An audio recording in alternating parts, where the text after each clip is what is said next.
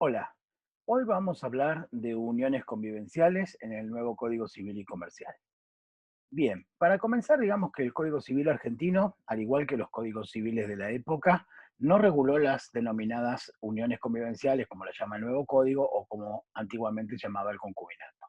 Esto parte de una idea que tenía el Código Civil, el codificador argentino, que parte del Código Civil francés, donde se decía que los concubinos se desinteresan de la ley, por lo tanto la ley se desinteresa de ellos. En consecuencia, lo que se obtuvo a partir de esto es una abstención en la regulación del concubinato, fundamentalmente desde la lógica de la perspectiva francesa de entender el matrimonio como un contrato, por lo tanto, cómo aplicarle los efectos del matrimonio a quienes no habían celebrado el contrato de matrimonio.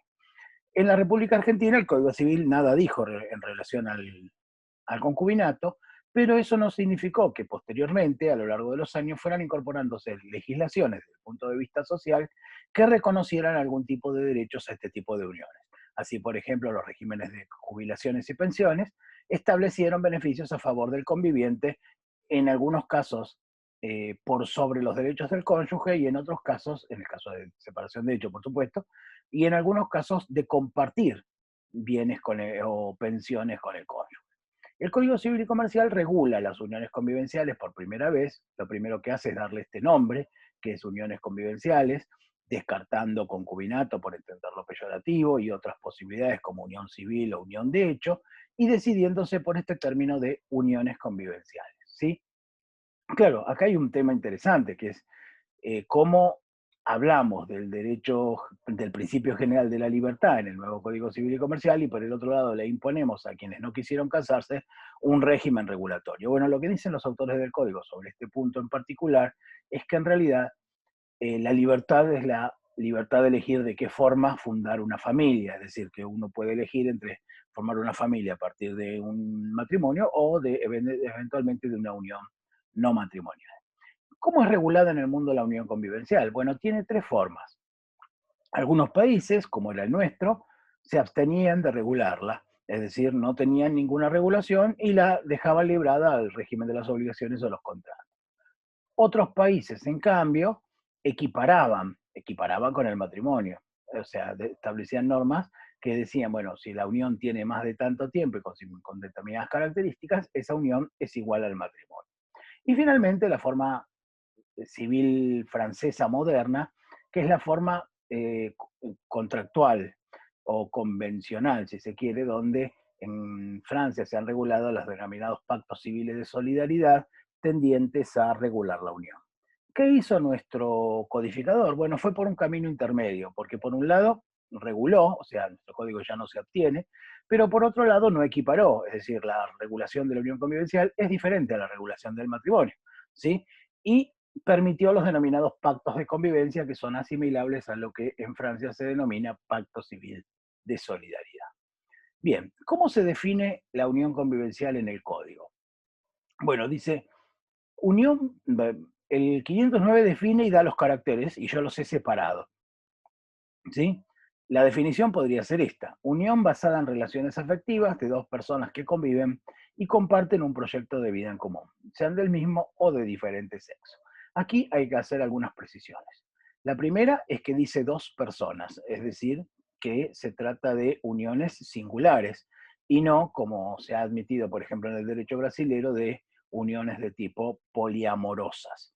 ¿Sí? En segundo lugar, que es exigible el requisito de la convivencia. En el proyecto original esto no estaba porque no se exige la convivencia en el matrimonio, pero en el nuevo código esto se encuentra presente, la redacción final del código, para decirlo correctamente, esto se encuentra presente. En tercer lugar, perdón, se hace referencia a que comparten un proyecto de vida en común, que es lo mismo que dispone el 431 para el matrimonio, y que sean del mismo de diferente sexo, es lo mismo que dice el artículo 402 en cuanto al principio de igualdad. La única frase que genera algún tipo de duda es cuando dice relaciones afectivas. ¿Por qué? Porque puede haber muchas convivencias donde haya una unión de tipo afectiva, pero esa unión no sea erótico-amorosa. Es decir, dos amigos que conviven, dos amigas que conviven, algunos parientes lejanos que por razones económicas conviven. O sea, Evidentemente, en esos casos no nos encontramos frente al supuesto de uniones convivenciales, aunque dentro de la frase amplia de relaciones afectivas, esto podría ingresar. Por eso ahí tenemos que hacer una diferencia. Una cosa es la simple convivencia y otra cosa es la unión convivencial, que, como les dije, para mí se refleja en la parte erótica de la relación o la parte amorosa de la relación. ¿Sí? Muy bien. ¿Cuáles son los requisitos para estar en unión convivencial? Bueno, el 510 regula los requisitos a los efectos de este título, o sea, solo para los artículos 509 a 528, que son que deben ser mayores de edad, que no estén unidos por parentesco, por naturaleza en la línea recta ni colateral hasta el segundo grado, que no estén unidos por parentesco por afinidad en primer grado, que no tengan impedimento de ligamen ni otra unión registrada, porque lo que persigue es insisto, las relaciones de tipo individual, ¿sí? Y que mantengan la convivencia durante un periodo no inferior a 2 años. En algunas leyes especiales existen plazos diferentes, como las leyes de jubilaciones y pensiones, por ejemplo, pero en este caso no se aplica a la norma del Código Civil, no se aplican las normas del Código Civil y Comercial, sino las normas de las leyes especiales, porque el 509 y el 510, tal cual les acabo de referir, dicen que estos requisitos son a los efectos de este título. Muy bien. El artículo 511 y siguiente permiten la registración de la unión. ¿Qué se puede registrar? Bueno, se puede registrar la existencia de la unión, la extinción de la unión y los pactos de convivencia. Para inscribir es necesario que vayan ambos convivientes. Esto fue un agregado del legislador, no estaba en el proyecto original, ¿sí? Obviamente no puede haber una inscripción si existe una inscripción anterior registrada de alguno de los miembros de la pareja.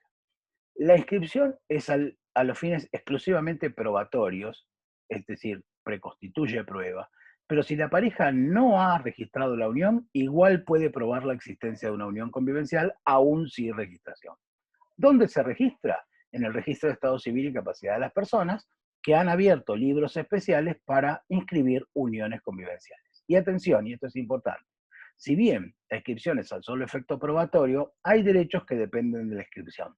Por ejemplo, los de la protección de la vivienda del artículo 250 y la protección de la vivienda familiar del artículo 522. Muy bien. Les decía hace un ratito que los convivientes pueden celebrar entre sí contratos destinados a regular su convivencia. Esos contratos se denominan en el nuevo código pactos de convivencia. ¿Qué tipo de contratos? Bueno, obviamente los contratos deben ser celebrados por escrito y la norma no establece el contenido del contrato, ¿sí? Pero sí la establece limitaciones al contrato. ¿Cuáles son esas limitaciones? Bueno, en principio no pueden afectar o no pueden regularse lo que tenga que ver con la asistencia recíproca del artículo 519, la contribución a los gastos del hogar, artículo 520, lo que no significa que los convivientes no puedan ponerse de acuerdo para distribuir entre ellos cómo van a atender a los gastos del hogar, la protección de la vivienda familiar del artículo 522 y la responsabilidad solidaria del artículo 521. Esos cuatro aspectos no pueden ser regulados y funcionan como una suerte de régimen primario, pero dentro de las uniones convivenciales. Es más, si se fijan, el contenido de este régimen es muy parecido al previsto para el régimen patrimonial del matrimonio en los artículos 455 y siguientes. Y el otro límite es el relacionado con la dignidad, igualdad y normas de la moral y las buenas costumbres que están fuera de la posibilidad de regulación. Por ejemplo, imaginen que intentan un pacto donde uno solo de ellos debe fidelidad al otro, por ejemplo. Sí, se ha discutido si se pueden deber mutuamente fidelidad, pero de ninguna manera pueden deberse uno fidelidad al otro y el otro no. O sea, esto no sería posible de regular. Los pactos pueden ser modificados en cualquier tiempo, siempre y cuando exista acuerdo y lo hagan por escrito, y se extinguen con el cese de la convivencia. En realidad, acá hay un detalle interesante. En general, los pactos van a tender a regir cuando cesa la convivencia para regular sus efectos, porque mientras la vida de la pareja es armónica, no se necesita ningún pacto, ¿sí? Y para el efecto frente a terceros, es necesaria la registración, que se registra conjuntamente con la unión convivencial en el registro del Estado Civil y Capacidad de las Personas. Finalmente, sobre este punto, ¿qué puede acordarse entonces? Bueno, los convivientes pueden acordar comprar los bienes en condominio, los convivientes pueden acordar que van a dividir los bienes comprados durante la unión de determinada manera. Los convivientes pueden contratar aspectos relativos a la vida diaria, como tareas comunes y demás. Los convivientes pueden tratar cuestión relativa a los gastos, o que sea qué gastos va a hacer alguno u otro de los convivientes, cómo se va a atender a las necesidades de los hijos y demás. Muy bien.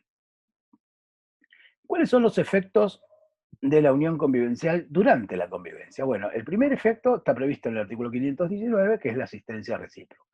Por asistencia entendemos todo lo necesario para asistir moral y económicamente a la pareja, ¿sí? Es decir, el deber de un trato digno, el deber de una relación amorosa, el deber de contribuir a los gastos que vienen en el 520, el deber de acompañar al otro, el deber de respetar al otro, son parte de ese deber de asistencia, ¿sí? En la faz material, ese deber de asistencia se traduce en la contribución a los gastos del artículo 520, donde ambos convivientes tienen la obligación de contribuir a los gastos del hogar, incluidos la necesidad del hogar y el sostenimiento y la educación de los hijos comunes.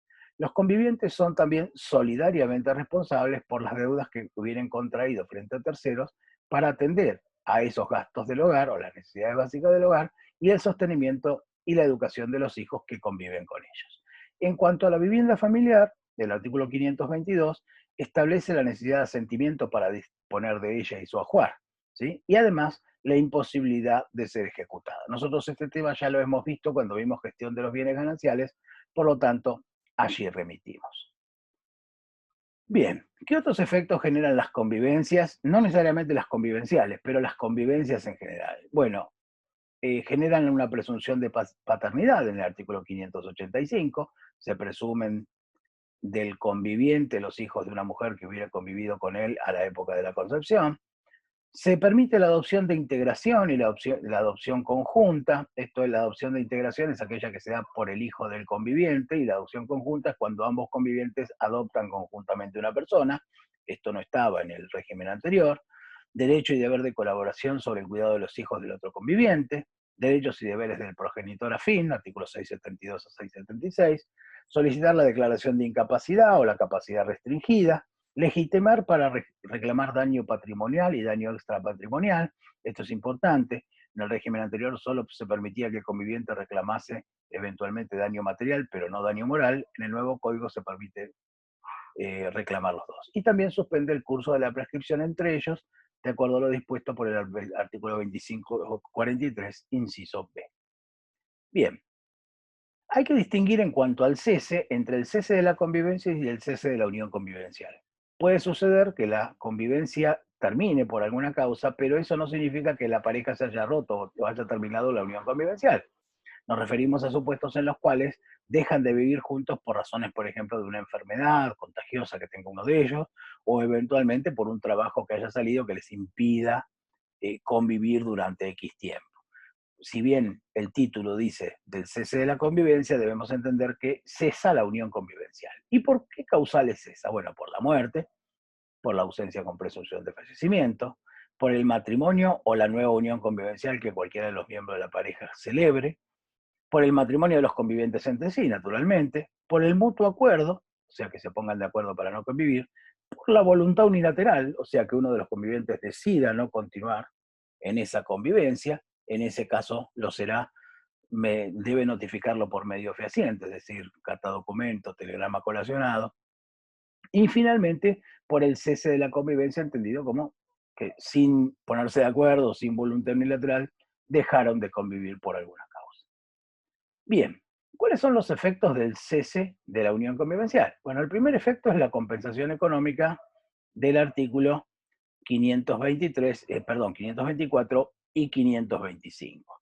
Está claro que la ruptura de la pareja tiene consecuencias económicas y que nos rige el denominado principio de solidaridad familiar, que lleva a la ayuda mutua entre los exconvivientes una vez rota la pareja. Noten ustedes que el código no otorga alimentos por ruptura de la convivencia, pero sí otorga la posibilidad de reclamar la compensación económica, que tiene como base la protección del más vulnerable, para que pueda lograr su independencia económica hacia el futuro y no se vea obligado a recurrir al pedido de alimentos. Estamos hablando, en este fallo que les comento, de un caso de matrimonio.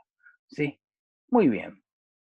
¿Qué es jurídicamente compensar? Bueno, jurídicamente compensar es un modo de extinción de las obligaciones. No es en el modo que está tomado el término compensación económica en el artículo 524, 524 y 525. Lo que nos dice la norma en el 524 y en el 525 es que cuando se produce un desequilibrio económico manifiesto que produce un empeoramiento de la situación económica que se gozaba durante la unión convivencial y lo coloca en una situación de inferioridad a la conservada por el otro conviviente en nuestro caso. ¿Sí? ¿Qué pasa con el instituto en las uniones convivenciales? Bueno, un primer debate que se ha dado en la doctrina y la jurisprudencia es si en el pacto de convivencia es posible renunciar o establecer el monto de la compensación económica. Sobre esto hay una discusión en la doctrina. La mayoría de la doctrina entiende que no es posible discutir durante la unión, luego del cese de la unión convivencia, perdón, no es posible discutir en el pacto de convivencia el monto o la renuncia a la compensación económica. Estos autores dicen que como se trata de un derecho que tiene que ver con la solidaridad, este derecho es irrenunciable. Algunos otros autores consideran que, por el contrario, es posible renunciar o pactar el monto de la compensación económica en el pacto de convivencia, en tanto no se trata de ninguno de los aspectos prohibidos por el ordenamiento. ¿Sí? Acá les dejo los argumentos a favor y en contra para que los lean ustedes con detenimiento. ¿Sí? Bueno, ¿en qué condiciones procede durante la unión convivencial? Bueno, procede como un efecto del cese de la unión. Es decir, que puede proceder por la ruptura unilateral o bilateral de la convivencia, pero también por la muerte o la ausencia con presunción de fallecimiento de uno de los convivientes, ¿sí? Y en este caso se trata de una deuda del causante. Hay alguna discusión sobre eso, no vamos a entrar con profundidad, pero digamos que como tiene su causa durante la unión convivencial, es una deuda del causante y no una carga de la sucesión. Muy bien. ¿Y en qué casos procede? Bueno, procede si se dan tres elementos conjuntamente. El desequilibrio manifiesto, ¿sí? No es una norma igualadora de economías desiguales, sino que debe producirse un descenso en el nivel de vida del cual se gozó durante de la convivencia. O por el proyecto de convivencia, ello debe haber imposibilitado el progreso económico de alguno de los miembros de la pareja.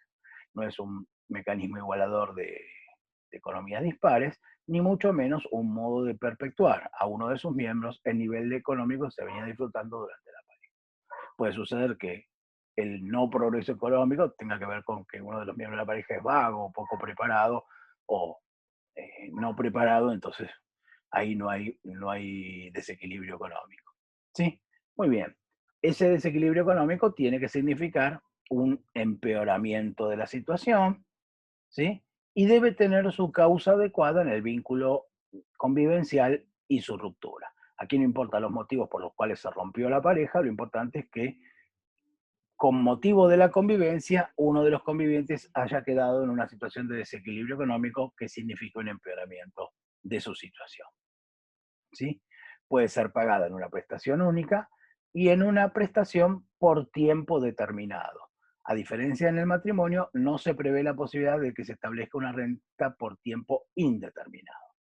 ¿Sí? Puede ser pagada en dinero, con usufructo de bienes u otras formas que acuerden las partes o decida el juez. ¿Sí? El plazo para reclamar la compensación económica es de 6 meses contados del cese de la convivencia. Hay algún fallo, no es este, pero hay algún fallo que establece que en el caso de que la pareja se hubiera roto por violencia de género, el plazo no corre. La diferencia entre la caducidad y la prescripción, el plazo que prevé la norma es un plazo de caducidad, es que la caducidad no puede interrumpirse ni suspenderse, o sea, corre fatalmente. Y en segundo lugar, es que puede ser declarado de oficio la caducidad, a diferencia de la prescripción, que debe siempre ser invocada por la parte. ¿Sí? El otro efecto del cese es la atribución de la vivienda en caso de ruptura. Eso se da en dos posibilidades. Si se tiene a su cargo hijos menores de edad, o con capacidad restringida o con discapacidad, y si se acredita la extrema necesidad de una vivienda y la imposibilidad de procurarse. O sea, es un régimen estricto y excepcional. ¿Sí? Es temporal, solo puede durar 2 años, Es onerosa, el juez a pedido de parte puede fijar una renta compensatoria, aunque si se está en la extrema de una necesidad de una vivienda e imposibilidad de procurársela, pocas veces van a fijar una renta compensatoria. Se debe fijar judicialmente, la prohibición de enajenar por un tiempo determinado. En caso de condominio, el juez puede disponer su indivisión temporal. Si el inmueble es alquilado, puede continuar hasta que el vencimiento del contrato, y a falta de pacto o determinación judicial, el conviviente no titular podrá accionar por desalojo, es decir, imaginen ustedes que uno de los miembros de la pareja se quedó viviendo en la vivienda del otro, ¿sí? También se establece la atribución de vivienda en caso de muerte. Esto está previsto en el artículo 527. Se trata de un derecho real de habitación que nace iure propio en cabeza del supérstite. Acá es importante entender esto. El derecho a la atribución de vivienda por 2 años que establece el 527 no es un derecho sucesorio. Es un derecho que nace con la muerte de una persona, pero que no deriva de la transmisión sucesoria. ¿Sí? Las condiciones de procedencia son tres, perdón. Que el conviviente careciera de vivienda propia habitable o con bienes suficientes para procurársela, que haya sido sede del último hogar conyugal, hogar familiar para decirlo correctamente, y que no se encuentre en condominio con otras personas. Bien, y por último, por hoy, ¿cuáles son los aspectos no regulados? Bueno, en primer lugar, como ya lo adelanté, no se concede derecho a alimentos luego de la ruptura. O sea, a diferencia del matrimonio, no hay alimentos luego de la ruptura de la unión convivencial. No se establece un régimen de bienes, esto es, no hay una suerte de comunidad convivencial ni nada que se le parezca como hay en el matrimonio, ¿sí? Sí, eventualmente puede haber acciones económicas entre los convivientes, perdón, si no hay pacto, por la existencia de una sociedad de hecho, es decir, la creación de una tercera persona jurídica destinada a obtener ganancias, donde habrá que probar los aportes, el enriquecimiento sin causa o la interposición de personas. Y, muy importante también, no hay derechos sucesorios entre convivientes. El código no ha regulado la posibilidad que los convivientes se hereden entre sí como un régimen legal. Muchas gracias.